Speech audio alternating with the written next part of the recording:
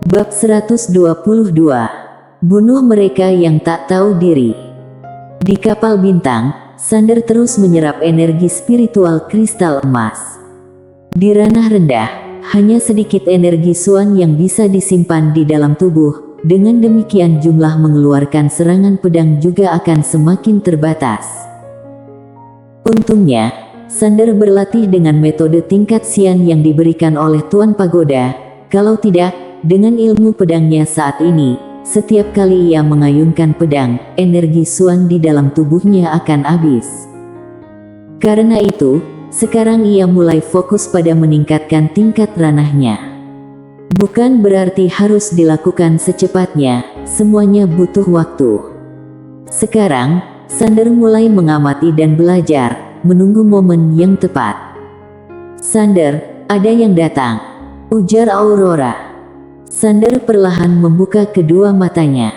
Di luar kapal bintang, ada seorang pria yang mengenakan jubah hitam, berdiri dengan memegang tombak hitam. Kultivator tombak. Sander menatap pria itu tanpa berkata-kata, karena itu tak perlu. Pria itu melangkah maju, dan aura menakutkan tombak segera menyembur keluar dari ujung tombaknya, kemudian berkumpul membentuk tombak yang mencapai ratusan meter, dan melesat menuju Sander. Boom! Ruang yang dilewati tombak langsung hancur, sangat menakutkan. Ekspresi Sander tenang, ketika hendak menyerang, aura menakutkan segera datang dari samping. Sander menoleh. Boom!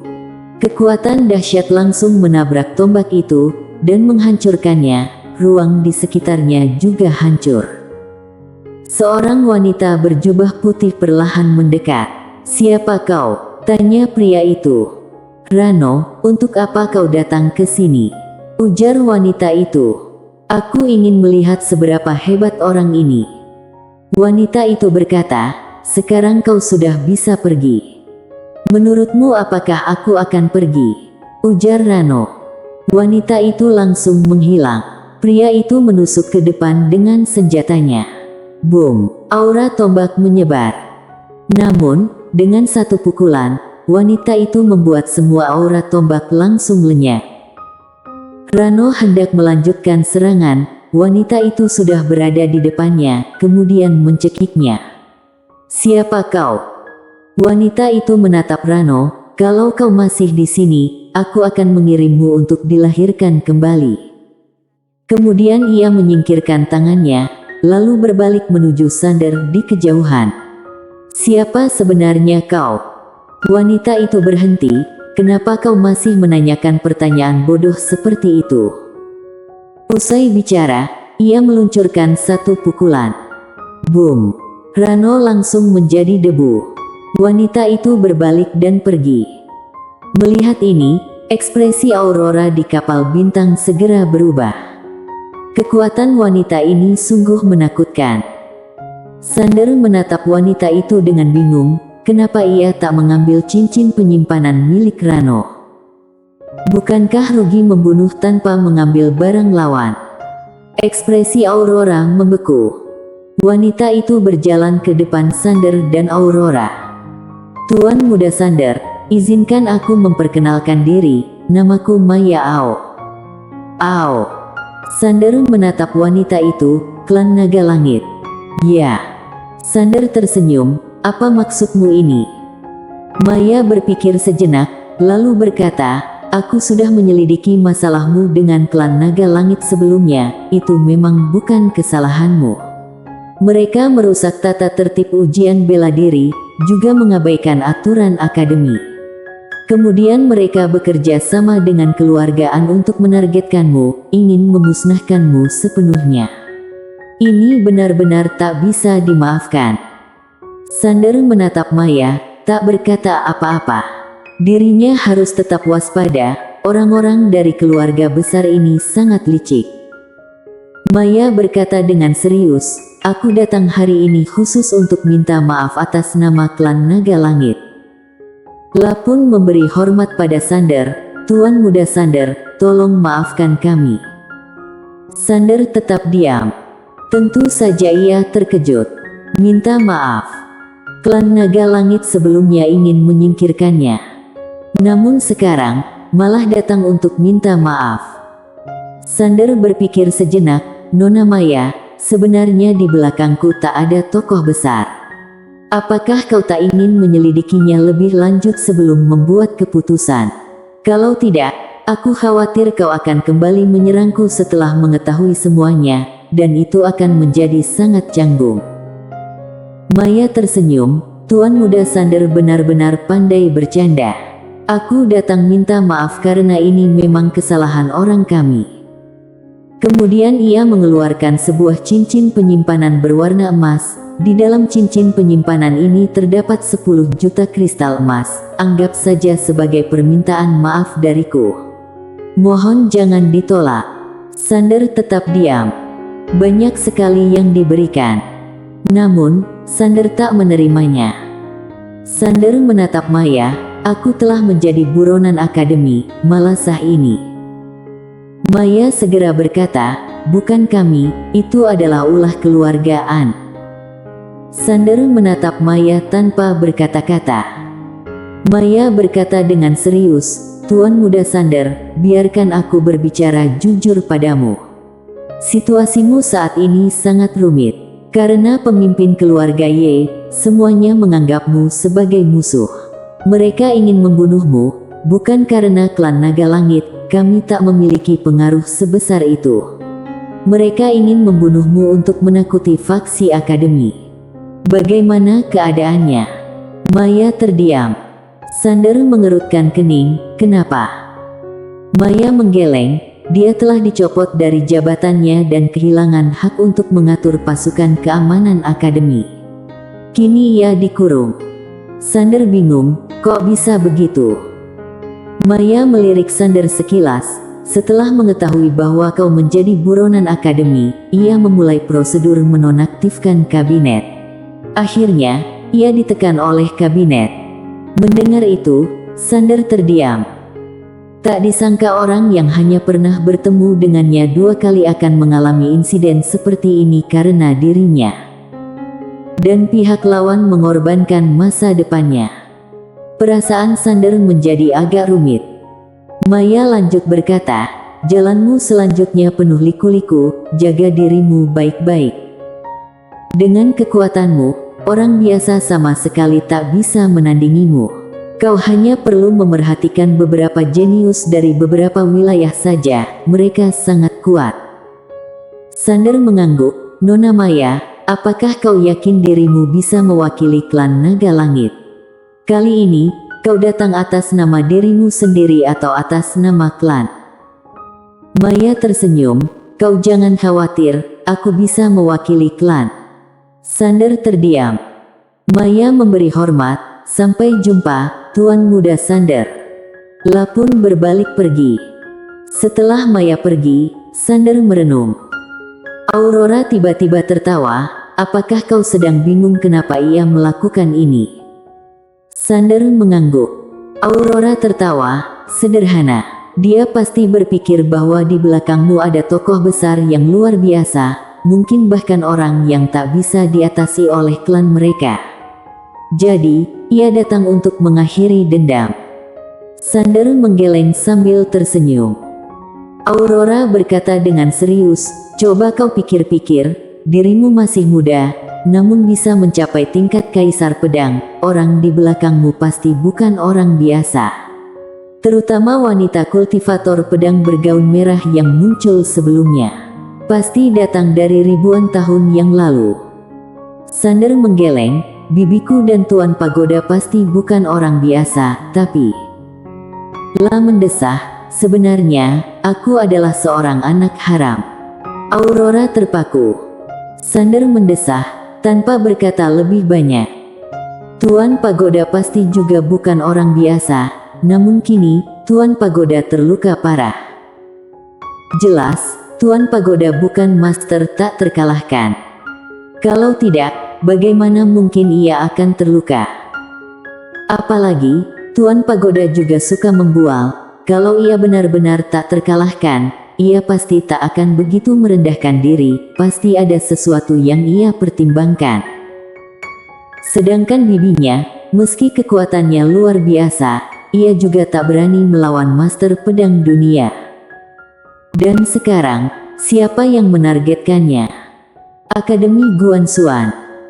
Kalau pada akhirnya Master Pedang Dunia memihak akademi dan keluargaan, dan ingin membunuhnya, siapa yang bisa menghentikan Master Pedang Dunia?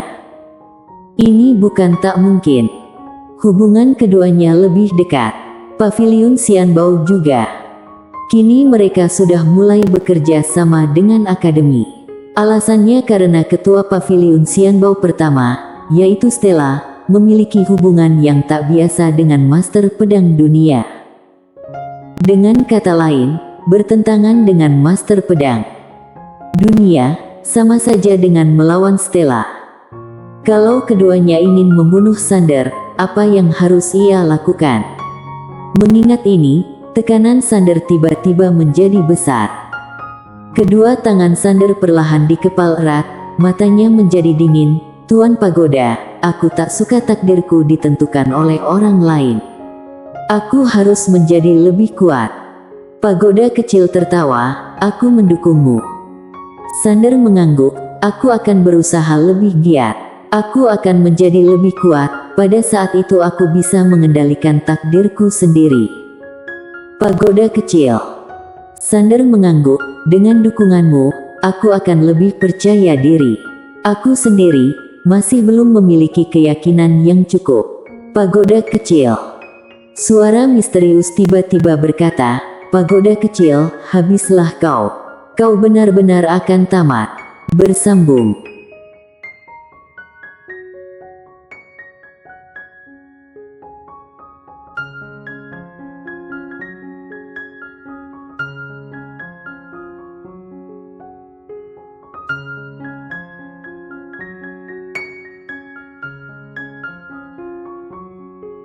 Bab 123. Jezimu. Setelah mendengar perkataan Sander, Pagoda kecil sangat ketakutan. Sialan. Bajingan ini bahkan memiliki pemikiran seperti itu. Tak hanya ingin membunuh ayahnya, tapi juga ibunya. Ini benar-benar mengerikan. Tampaknya dirinya benar-benar akan celaka. Pagoda kecil menyadari bahwa segala sesuatu semakin di luar kendalinya. Namun, ia tak bisa memberitahu Sander kebenarannya. Sekarang ia mengerti arti mencelakai diri sendiri. Dirinya benar-benar sungguh kasihan. Pagoda kecil mendesah, ia merasa khawatir dengan masa depan. Sudah memutuskan untuk pensiun sepenuhnya setelah membantu generasi ini, tak akan lagi terlibat dalam hal semacam ini. Melihat Tuan Pagoda tak berkata-kata, Sander mengangguk, menganggap ia setuju dengan perkataannya. Memang benar, tanpa dukungan Tuan Pagoda, ada beberapa hal yang memang tak berani dipikirkannya. Pagoda kecil. Aurora tiba-tiba tertawa, kini klan naga langit tak lagi mengincarmu, itu juga hal baik. Lagi pula, kelompok ini termasuk salah satu kelompok besar di Akademi Guanxuan dan sangat kuat. Sander mengangguk. Sebenarnya, ia sendiri tak terlalu peduli. Karena sekarang terlalu banyak yang menargetkannya, tak ada bedanya lebih atau kurang satu. Tentu saja, permintaan maaf Maya pada saat seperti ini agak mengagetkannya. Beberapa saat kemudian, kapal bintang meluncur perlahan ke tengah kegelapan bintang, di sekeliling indah seperti lukisan. Di suatu tempat, Maya melihat kapal bintang itu dari kejauhan, entah apa yang sedang dipikirkannya. Seorang pria tua berpakaian hitam meragu sejenak, lalu berkata, "Pemimpin muda, apakah kita harus memberitahu pemimpin klan dan para sesepuh tentang ini?" "Tak perlu," jawab Maya. Pihak lawan meragu, "Pemimpin muda, aku sudah memberitahu mereka." Mata Maya sedikit menyipit, kekuatan yang mengerikan langsung membuat orang tua itu tak bisa bergerak. Melihat Maya marah, wajahnya langsung pucat dan segera berlutut. Ketika hendak berbicara, Maya tiba-tiba memukul kepalanya. Boom! Pihak lawan segera berubah menjadi tumpukan daging. Jiwanya juga langsung hancur. Melihat ini, para master klan naga langit yang hadir mundur dengan ekspresi ketakutan. Tak ada yang menyangka Maya akan langsung membunuh tanpa ada belas kasihan. Benar-benar bodoh, ujar Maya tanpa ekspresi. Tak ada yang diizinkan mencari masalah dengan Sander, kalau tidak jangan salahkan aku tak sungkan. Usai bicara, ia merobek ruang, lalu langsung menghilang. Dia harus pergi menenangkan orang-orang di klan, kalau tidak, dengan sifat sombong orang-orang itu, mereka pasti tak akan berhenti. Begitu mengusik Sander, mungkin akan membawa malapetaka besar bagi klan. Harus dihentikan. Para master klan naga langit tentu tak berani bertindak sembarangan lagi. Di sisi lain, seorang pria juga sedang menatap Sander. Orang ini adalah Birman Liu dari Sekte Getar Langit. Hari itu, ia kalah dengan tak puas. Karena saat itu, ia tak sepenuhnya mengerahkan kekuatannya. Namun sekarang, setelah melihat pertempuran antara Sander dan Brandon, ia tahu bahwa dirinya sudah bukan lawan dari kultivator pedang muda ini. Balas dendam. Birman sangat bimbang, merasa enggan untuk menyerah. Namun dirinya tak berdaya. Setelah beberapa waktu, Birman mendesah dan pergi. Dendam ini akan ia tunda hingga dirinya bisa menang melawan Sander. Maju sekarang adalah tindakan bodoh. Sama sekali tak bisa meremehkan Sander. Birman segera menghilang di ujung langit. Di kedalaman langit berbintang, kapal Sander dan Aurora sekali lagi berhenti. Tak jauh di depan mereka, berdiri ribuan orang. Yang memimpin adalah seorang pemuda, mengenakan jubah sutra, dan memegang pedang panjang bersarung. Sementara itu, di sampingnya ada seseorang yang memegang bendera panjang puluhan meter, dengan tulisan, Pasukan Bayaran Jiangpan. Melihat ini, Sander mengerutkan kening.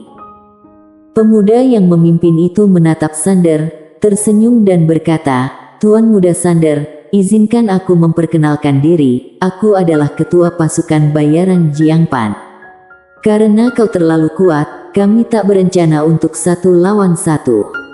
Kami memutuskan untuk menyerang secara massal. Apakah kau keberatan?" Hahaha. Pengeroyokan. Para tentara bayaran bersorak bersama. Berduel.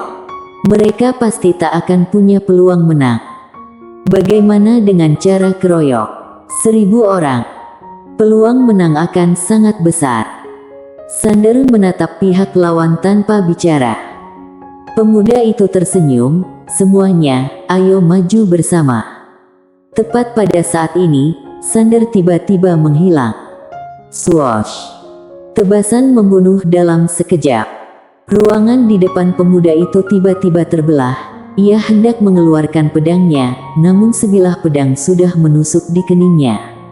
Swoosh! Darah segera mengalir keluar dari pedang energi Sander. Mata pemuda itu melebar. Ketika hendak bicara, Sander menggeleng, "Aku tak mau dengar." Pedangnya kembali diayunkan. Swoosh! Kepala pemuda itu langsung terlempar. Wajah orang-orang yang tersisa langsung pucat. Mereka hendak menyerang, namun Sander berkata, "Aku akan membunuh orang pertama yang menyerang." Orang pertama yang menyerang. Semua orang segera berhenti. Siapa yang akan menyerang duluan? Orang-orang saling menatap, tak ada yang berani menyerang terlebih dahulu. Salah satu dari mereka tiba-tiba marah, semuanya maju bersama. Swoosh! Sebilah pedang langsung menusuk ke dalam kepala orang tersebut, suaranya pun tiba-tiba berhenti. Orang-orang terkejut dan segera mundur. "Aku hanya membunuh orang yang pertama kali menyerang, dan yang pertama kali bicara," ujar Sander. Orang-orang itu menatap Sander dengan rasa takut. Terlalu mengerikan. Satu serangan merenggut 1 nyawa. Sander tak peduli lagi pada mereka. setelah menyimpan cincin penyimpanan pemimpin dari prajurit bayaran, ia berbalik dan terbang kembali ke kapal bintang. Para anggota prajurit bayaran saling menatap, namun tak ada yang berani menyerang. Mereka tak ingin menjadi target Sander. Dengan demikian, mereka menyaksikan Sander naik kapal dan pergi. Di atas kapal, mata Sander perlahan-lahan tertutup. Sebenarnya, kalau ia mau, membunuh orang-orang itu tak akan menjadi masalah, karena meski jumlah mereka banyak, yang benar-benar kuat tak banyak. Akan tetapi Sander tak mau melakukannya. Karena La akan menjadi lemah setelah menyelesaikan begitu banyak orang. Pada saat itu, para master lain yang bersembunyi pasti akan keluar. Situasinya pun akan menjadi sangat buruk. Membunuh memang menyenangkan, namun setelah membunuh, begitu ia kehabisan tenaga, saat master yang benar-benar kuat muncul, apa yang harus ia lakukan? Apakah harus meminta bantuan Tuan Pagoda? Tuan Pagoda sedang terluka, tak baik merepotkannya lagi. Selain itu, Tuan Pagoda sudah sering membantunya, dirinya tak bisa selalu mengandalkan Tuan Pagoda, bukan? Sander mengepalkan kedua tangannya perlahan, kini ia harus lebih tenang, tak bisa bertindak sembrono. Di belakangnya, tak ada satupun orang yang berani menyerang. Mereka sudah merasa ketakutan ketika melihat pemimpin mereka tewas. Pembunuhan dalam sekejap. Menyerang bersama mungkin akan ada peluang menang, namun berapa banyak yang akan mati? Mereka datang agar bisa mendapatkan imbalan, bukan untuk mengantarkan nyawa. Orang-orang itu pun segera bubar. Di tempat lain, seorang wanita juga memperhatikan kapal yang dinaiki oleh Sander. Wanita itu berpakaian sangat sederhana, memakai gaun putih dan sepatu kain, sangat sederhana, namun wajahnya mempesona, cukup untuk membuat segala sesuatu di dunia ini pudar. Di belakang wanita itu, ada seorang wanita cantik. Wanita itu menatap Sander, apakah ia yang mengalahkan orang dari Bima Sakti? Wanita cantik itu mengangguk, ya. Dan ia juga membunuh Tao Langit. Wanita itu mengangguk, luar biasa. Wanita cantik itu berkata dengan serius, pasti ada orang hebat di belakangnya, namun kita belum dapat menyelidiki asal-usul dan latar belakangnya. Membunuh orang ini akan membuat 3 jalur keberuntungan Tao. Wanita itu menggeleng, pada dasarnya keluargaan tak mau kalah. Ini tak ada hubungannya dengan pemuda ini. Jangankan dia, jika aku menghadapi situasi seperti ini, aku juga akan melawan. Tak bisa hanya karena keluargaan istimewa, jadi harus mendukung mereka. Wanita cantik itu mengangguk, tak mengatakan apa-apa. Yang tak kusangka adalah, kali ini Akademi begitu terang-terangan memihak keluargaan dan klan Naga Langit. Wanita cantik itu menggeleng, situasinya sekarang menjadi sangat rumit. Kini lebih tepatnya, kelompok keluarga bangsawan dan sekte menargetkan fraksi Akademi. Akademi sudah tak adil. Nona, kita tak boleh mengomentari Akademi. Wanita itu melihat ke arah kapal bintang, dan mengeluarkan cincin penyimpanan, bantu dia dengan ini. Kapal ruang angkasa. Wanita cantik itu langsung terdiam, apakah ini serius? Dia sudah cukup menderita, bisa bantu sekali ya bantu saja. Wanita cantik itu masih agak enggan. Mereka tak seharusnya campur tangan. Wanita itu menoleh ke wanita cantik, tak mengatakan apa-apa.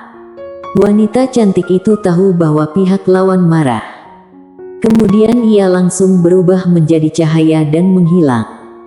Sander berbalik, dan kekuatan pedang langsung memancar keluar. Pada saat berikutnya, seberkas cahaya dihadang oleh kekuatan pedang tak jauh. Cahaya berpancar, seorang wanita cantik berjalan keluar dengan perlahan. Mata Sander penuh dengan niat membunuh. Tuan Muda Sander, aku tak bermaksud jahat. Kemudian ia mengeluarkan cincin penyimpanan. Sander melirik cincin itu, di dalamnya ada sebuah kapal, 5 kali lipat lebih besar dari kapal yang ia tumpangi sekarang. Kapal ruang angkasa. Sander sedikit terkejut. Kalau memiliki kapal ini, ia bisa sampai di negara Ki dalam waktu 10 hari, atau bahkan lebih cepat. Sander menatap wanita cantik itu dengan sedikit bingung. Ini adalah pemberian dari Nona kami untukmu. Semoga dapat membantumu tiba di negara Ki secepat mungkin, ujar pihak lawan. Sander terkejut. Nona kalian. Wanita cantik itu melihat ke kanan, dan Sander ikutan menoleh. Wanita itu berdiri diam di sana. Ketika Sander melihat wajah wanita itu, ia segera tercengang. Wanita ini sungguh cantik. Di antara semua orang yang pernah ditemuinya, hanya Grace yang bisa dibandingkan dengannya.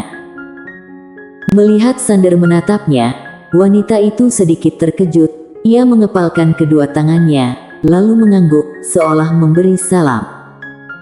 Namun bisa dilihat ia agak tak nyaman, atau mungkin bisa dikatakan agak kaku. "Siapa Nona kalian?" tanya Sander. Wanita cantik itu menggeleng. "Aku tak dapat memberitahumu, ini adalah pesan dari Nona." Sander berpikir sejenak, bisakah aku berbicara dengan dia? Nona tak pandai bergaul dan tak suka berbicara dengan orang, jawabnya. "Lah meletakkan cincin penyimpanan, jaga dirimu, Tuan Muda Sander." Kemudian ia pergi. Di atas kapal bintang, Sander mengerutkan kening. Siapa wanita ini? Lah bertanya dalam hati, "Tuan Pagoda, apakah kau mengenalnya?" Pagoda kecil menjawab dengan tenang, "Apakah kau pikir aku tahu segalanya?" Sander. Wanita cantik mendekati wanita itu. "Kau cukup memberikan cincin penyimpanan itu. Kenapa harus memberitahunya aku yang memberikannya?" Wanita cantik itu tersenyum masam. "Mana bisa seperti itu?" Wanita itu menggeleng. "Ayo pergi." "Kemana?" Wanita itu berkata, "Pergi ke Akademi Pusat. Di sana ada banyak buku-buku kuno, siapa tahu kita bisa bertemu dengan guru. Mungkin dekan akademi tak berada di sana," ujar pihak lawan. "Tak ada salahnya mencoba. Tapi mungkin kita tak akan diizinkan masuk ke Akademi Pusat Alam Semesta Guanxuan." Wanita itu tersenyum. "Aku memiliki pedang Tao Langit, mereka tak akan berani menghalangiku." Tentu saja. Akhirnya mereka berdua pun pergi. "Nona, membantu Tuan Muda Sander adalah niat baik, tapi kenapa tak mau memberitahunya siapa yang membantu? Tak mengharapkan pamrih." Wanita cantik itu menggeleng. "Nona benar-benar terlalu baik hati. Ini adalah tabu besar dalam jalan bela diri." Wanita cantik itu menoleh ke Sander di kejauhan. Bersambung.